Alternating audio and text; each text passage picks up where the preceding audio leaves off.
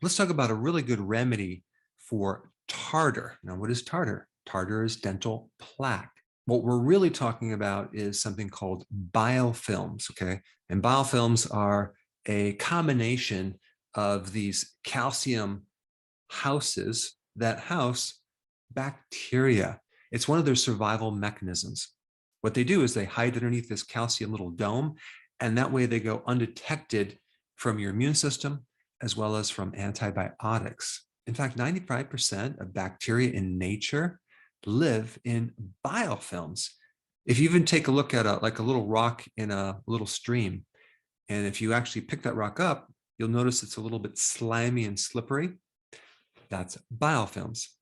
So biofilms are all over the place. It's some survival mechanism that's been going on a very, very long time. So anytime you have water, as in saliva, you're going to have biofilms.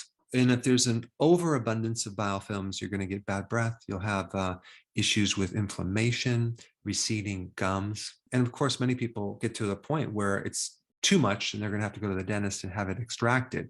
But what I want to talk about is if you are continually getting too much tartar in your teeth, I'm going to show you what to do to prevent it or manage it a lot better. Now, a couple of things I want to mention. Xylitol, the sugar alcohol, as in the xylitol gum and the xylitol sweeteners, have antibiofilm properties. They help suppress adhesions to your teeth. So if you're going to chew gum, make sure it's xylitol. And there's also natural things that are anti-biofilm, okay? Natural herbs. You have rosemary, you have clove, thyme, oregano oil, garlic, curcumin, which is in turmeric, cinnamon, and another compound called NAC. All of those can help reduce biofilms. However, the remedy that I want to talk about really has just 3 simple ingredients, okay? And I'm going to tell you why you should use this. The number 1 ingredient is baking soda. Now, why baking soda? Baking soda is sodium bicarbonate, okay? So one thing about biofilms, especially the ones that overgrow around your teeth as tartar, can start producing too many acids.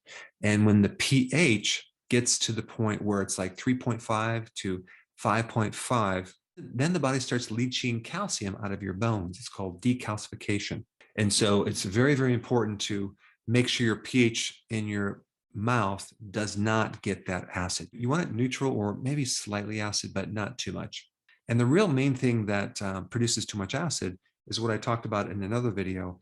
It's the sugar. It's your diet. If you're consuming too much sugar or you're diabetic, you're basically feeding the exact food that these bacteria love, as well as the yeast, because there's also a type of yeast called Candida in biofilms as well. And as they eat all this sugar, they produce the byproduct of lactic acid.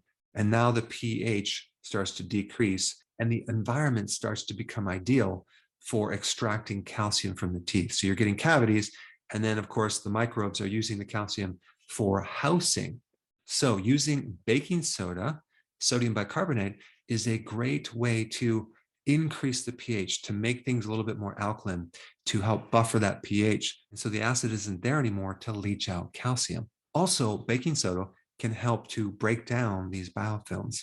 And the other thing that's very interesting about sodium bicarbonate, baking soda, is that this is what your saliva makes to buffer these acids. So you're just taking something that your body is already making. So therefore, it has virtually no side effects. So you'd want to mix 1/4 of a teaspoon in 1/2 of a cup of water, okay?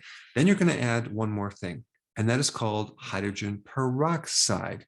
Now, you'd want to make sure you get the 3% hydrogen peroxide, and you can get it from the drugstore. But hydrogen peroxide is a really good compound to help inhibit biofilms from developing, as well as killing off bacteria, yeast, Candida, all these microbes. And another very interesting thing about hydrogen peroxide is, guess what? Your body makes it. It's in your saliva. Hydrogen peroxide is a major compound that your cells use to kill microbes. So we're just going to give your body what it naturally produces, but it just in higher quantities. So you use 1/4 of a teaspoon of baking soda, and 1/4 teaspoon of hydrogen peroxide, 3%. Mix that in a 1/2 cup of water, and then use your toothbrush to brush your teeth after you brush your teeth with toothpaste. What this will do, it'll help prevent the biofilms from continuing to come back, and that way your teeth will be nice and smooth. Now, one last thing. There is some interesting research. It's a little bit mixed, but there seems to be a positive correlation between vitamin K2 and inhibiting this dental plaque. So some people who actually start taking vitamin K2, that normally comes with vitamin D3, start to noticing that the inside of their teeth are becoming smoother and smoother. So that's another little thing that you can try. But in general, vitamin K2 is all about transporting calcium into the bone and out of the soft tissues. But anyway, I wanted to give you a really good simple remedy to prevent tartar from building up in your teeth. And I think another good video for you to watch is more information on vitamin K2. Check it out. I put it right here.